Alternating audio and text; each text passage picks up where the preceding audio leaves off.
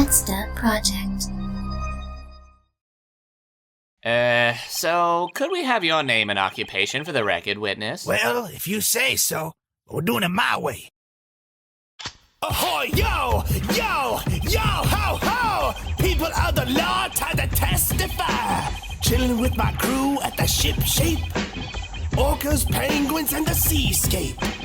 Cleaning and feeding, there ain't no end. With those bratty kids' toys, I shall transcend. New animal keeper from the house of rhymes. I'm the master keeper, mauling with the rhymes. Oh my! I'm afraid I couldn't understand a word you said! Seemed pretty clear to me. Is that flip-flop music young people nowadays like? So close, Your Honor. So close. And yet so far. Please proceed with your testimony, witness. Without the flip-flop. No open-toed shoes in the courtroom, please. Okay, fine. The fate of the Acacia Dragoons has been woven into our own. Magil answers simply. And with that, just as Magil says the word Acacia, a glimmer streaks into the old man's eyes. He looks up quickly, apparently waiting for something. Oh, man! He's been hearing us talk the entire time! Quick, Kid, show him the ring! Kid takes the ring from her pocket and shows it to the man. The ring, he says in a voice so quiet it's barely audible. However, his eyes quickly return to their murky state. Finally, my allies, you have returned. Because of me, the frozen flame was seized, and I have desecrated the name of the Acacia Dragoons. I am the only one left, but you have returned. Ah, Merkid, Zoranda, now that we are once again reunited, let us all head back to Stike Lake. Jeez, listen, mister! The frozen flame, where is it? Any small hint will help. Come on! Frozen flame? The old man asks. A warm smile streaks across his face. Ah, my dear Miss Riddell, I have not seen you in quite some time. Surely you have not forgotten the secret entranceway. Yeah! You think you could tell me about that again, Gramps? Kid asks, trying to sound as ladylike as possible. In the ballroom. Third candlestick on the left. Kid hugs the old man, ecstatic, and so he resumes his mumbling in that distant, shuddering voice. Please forgive me for your father. I beg you, Riddell. The Dragoons. It's high time for you to bust on out of here, old man. Kid says, pointing to the bent iron bars. However, he once again refuses to look up. Come on. We've done all we can do here. He's got to walk through those bars himself. Thanks, old-timer. Oh, who is this startling new beauty that shows her face before me? I hope she never had a penis before. I'm Dan, the new member of L-Midlist. You're simply gorgeous and will make a wonderful addition to Max Heart Studios. I welcome you to our humble abode, as well as your massive tits. Allow me to introduce myself. I am Kazuma, the lead singer of Othriel. But you, dear maiden, you may call me Kaz. Heh. Hey, Kaz, are you flirting with women again? You know what I told you about that! Don't! I can't help it if she's dazzled by the fact that I look like I'm 10 years old compared to you guys. Quit it, man. You're making me embarrassed to know you. Oh my god. The flashbacks. Oh god. Oh, I've seen so much shit. Let's start over. I'm Tyler. I am God's gift to women. And that's Travis. He's God's gift to no one. Hi. I see you've already met our lead pervert, Kaz. It's nice to meet you, Dan. But it looks like I don't need to talk anymore. Why? I don't have to kill time any longer. As she spoke, Lotus raised her right arm high and brought it down on the Enter key. The program took only seconds to analyze the system. Chunks of text flickered on and off in quick succession, and then a line of numbers appeared, blinked, and disappeared. The screen cleared and all that was left was the word accepted. Piece of cake. Lotus would clearly have patted herself on the back if it would not have made her look entirely ridiculous. After a few seconds, the accepted disappeared, to be replaced with 9 squares, arranged in a 3x3 square. What the hell is that? No idea. It looks like a puzzle. Suddenly, Lotus stood up. Huh? Aren't you gonna, I don't know, do more computer stuff? I can't do any more.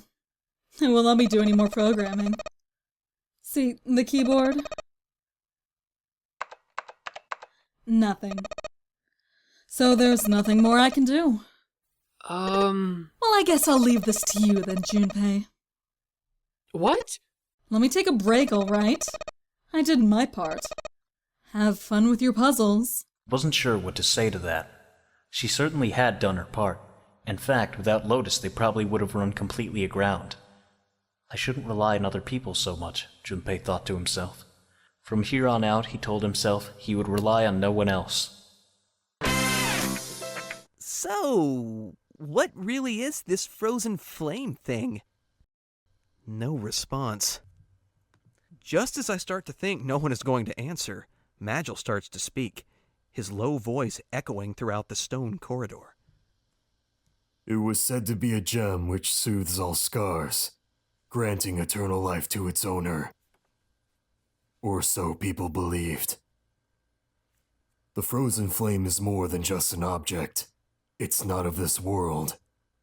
It descended from the heavens long ago, part of a huge meteorite. Once, there lived a people who sought to harness its power, hoping to tap into their yet unknown potential. And so, it became a treasure of great importance in dreams.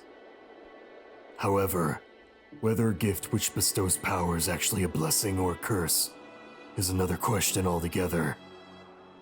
Since the birth of humanity, at least one entire race has fallen because of it. These people once built a great, thriving metropolis with its power. But now, all knowledge of this era has been completely lost within the sands of time. A faint feeling of distress comes across Magil's voice throughout his speech.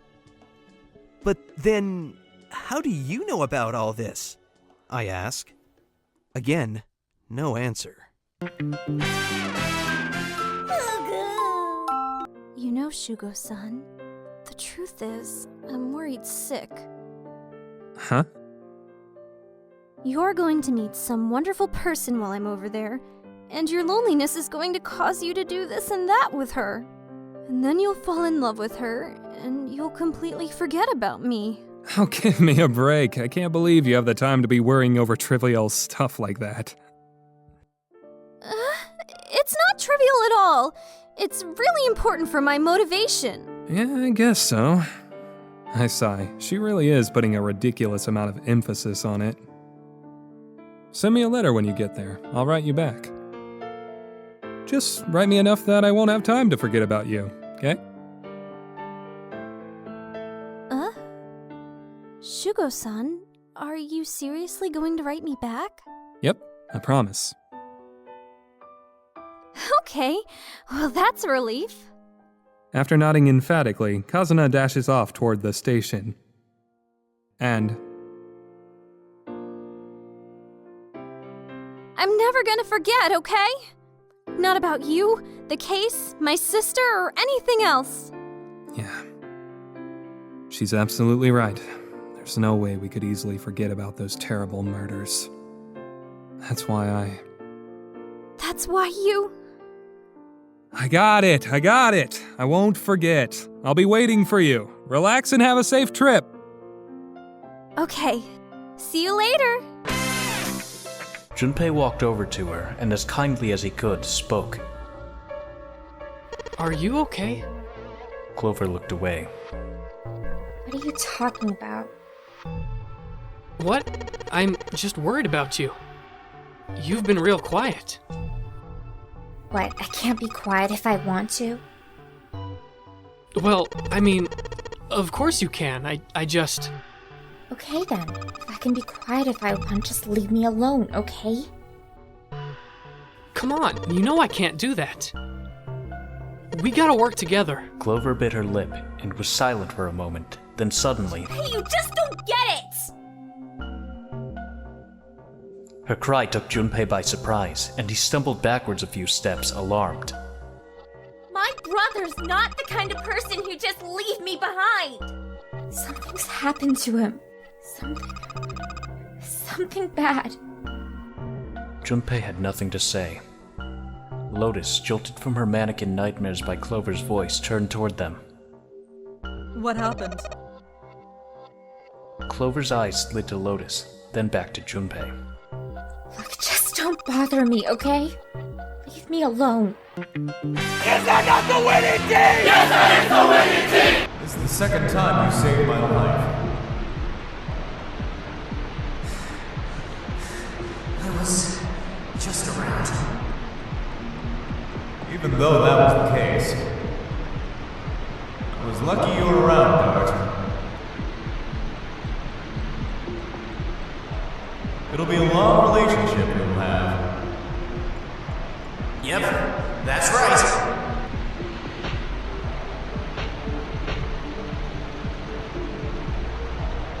Excuse me, you guys! Don't leave me like that!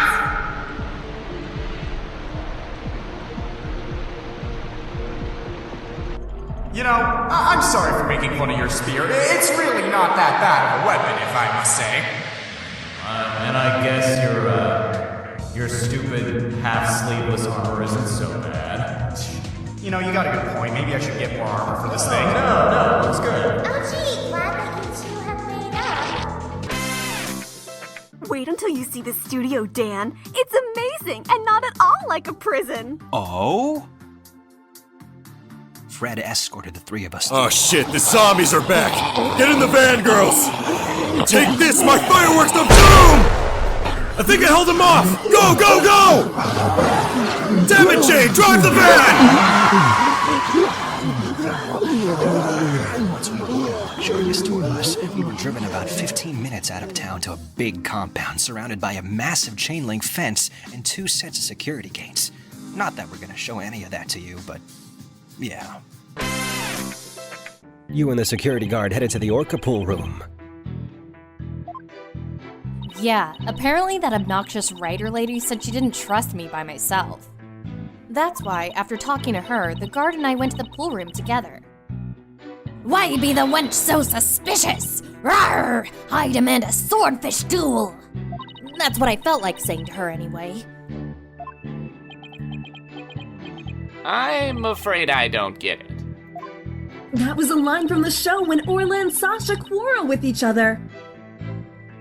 Didn't you do your swashbuckler spectacular homework, Your Honor? Why am I getting scolded here, Mr. Wright? And why am I getting scolded here, Your Honor? Because you're a terrible lawyer.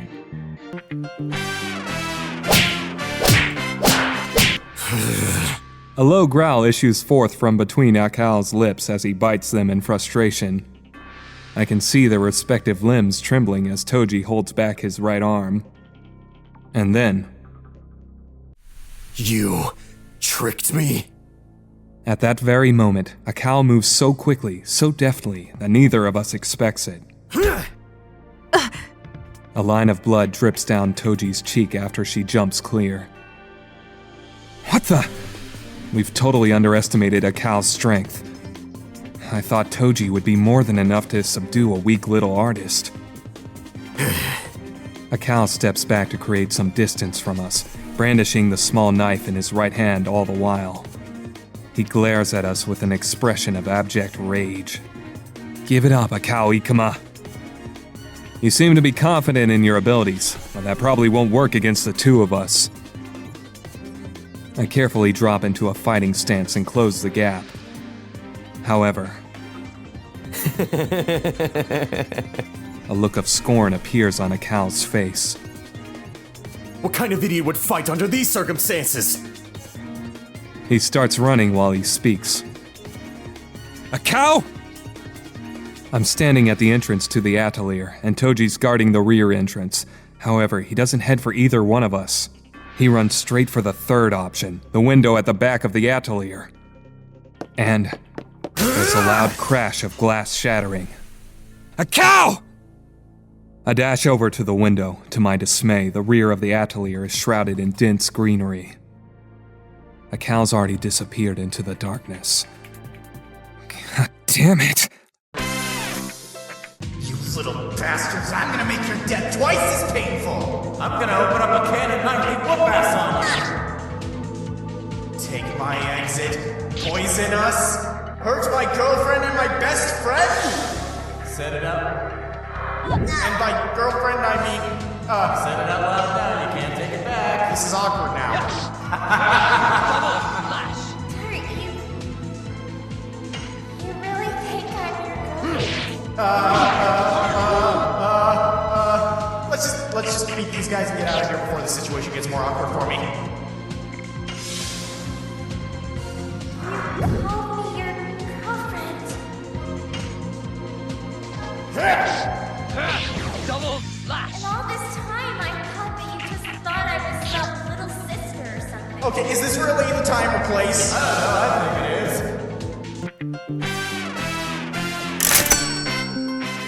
is. Me name be Sasha, and I be one of Captain Orla's swashbucklers. I come to rescue me bucko from the false charges put on her by Dread Pirate No Stash. No stash? I guess no stash refers to Prosecutor Blackville this time. Well, it can't be the judge. He has a mustache and a full beard. You're damn right.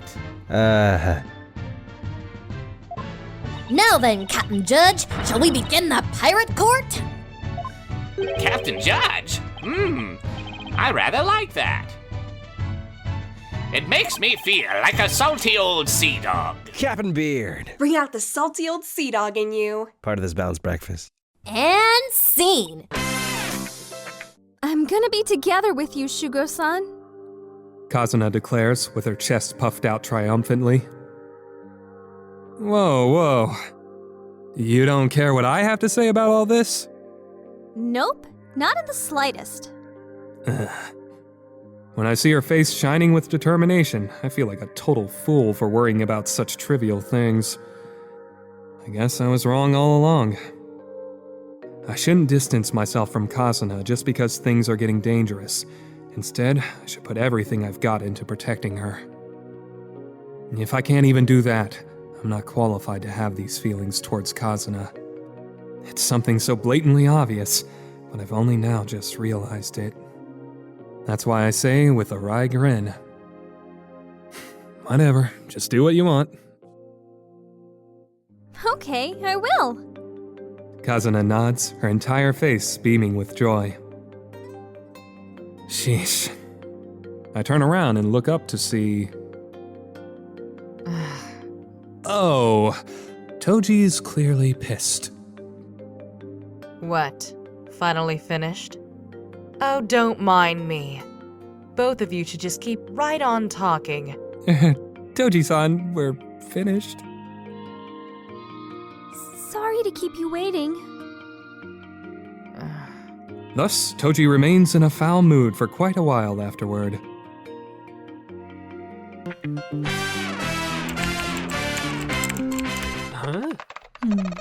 How do I put it?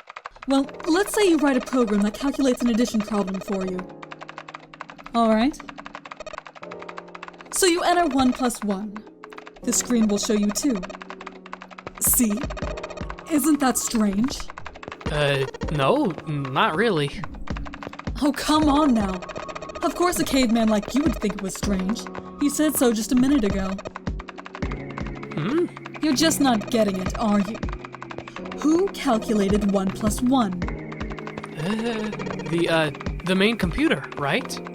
You said it's connected to the monitor wirelessly. Yeah, but someone who grew up in a cave wouldn't know that, right? They'd probably think that this thing here, the monitor, is doing the calculating. And once they've decided that, they'll start examining this monitor. They might poke the screen or something. Ah, I see. The color changes when I press it here. Then they might investigate the hardware on the inside. Ah, I see. So this wire supplies power. Eventually, they might even cut the wires. Ah yes, just as I expected. When this wire is cut, no results appear. Therefore, it must be this device which does the calculations. But the truth is that, just like you said, the computer is doing the calculating. But these cave people wouldn't know that. Because they have no idea that the monitor and the computer are connected wirelessly. Lotus continued to type. Junpei scratched his head. So, what are you trying to say? Nothing. Really. It's just... I thought maybe. What if the relationships between human beings and our brains is like that? Huh? Well, let's say you stick a bunch of electrodes into parts of the brain. A scientist examining the signals they send out might say, "Interesting. So stimulating this part of the brain causes this person to see colors. That must mean this neuron cluster controls that function. Okay, let's see what happens when I cut out this part. Ah, just what I thought. Cutting off this part causes that function to cease.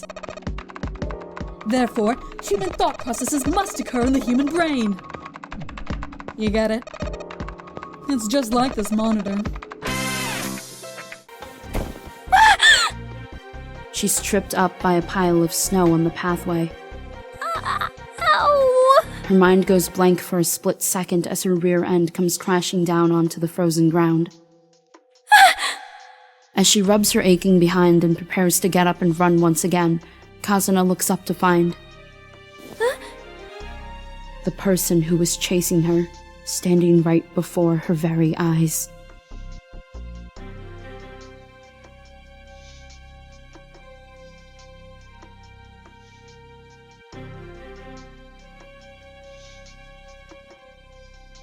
You're... The girl makes a relieved expression after seeing his face. Paying no heed, pulls back his fist and drives it into her gut hard. She crumples in half and collapses onto the pathway.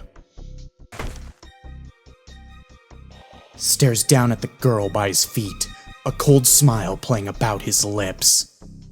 Finally, he's bagged the prize. Now she will be... As mumbles to himself, he picks up the unconscious girl and stalks off into the darkness, away from bright lights of downtown.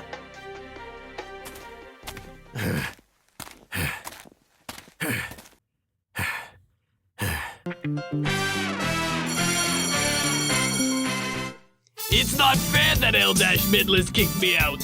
And when I pull this fire alarm, that'll freak all of them out and I'll show them. It'll be so fun. I wouldn't do that. That kind of fun can cost a life. Dan! False alarms are no fun at all. They keep firefighters away from the real trouble. In this business, just a few seconds can make a difference between life or death. Maybe you're right. Remember, a firefighter's job is to fight fire. Thanks, Dan.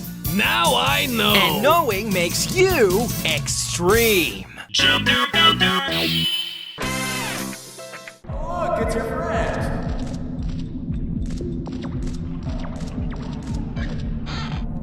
Okay, that's it. Start, come on. Get over it. Start. No, I'm going to get it. I'm going to get it. This thing is mocking me. It's too fast for you. Nothing's too fast for me.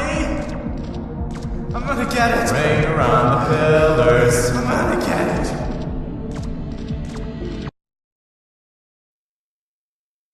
I can get it.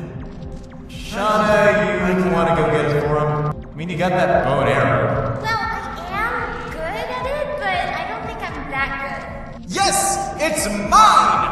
I am victorious. Yay, Dark!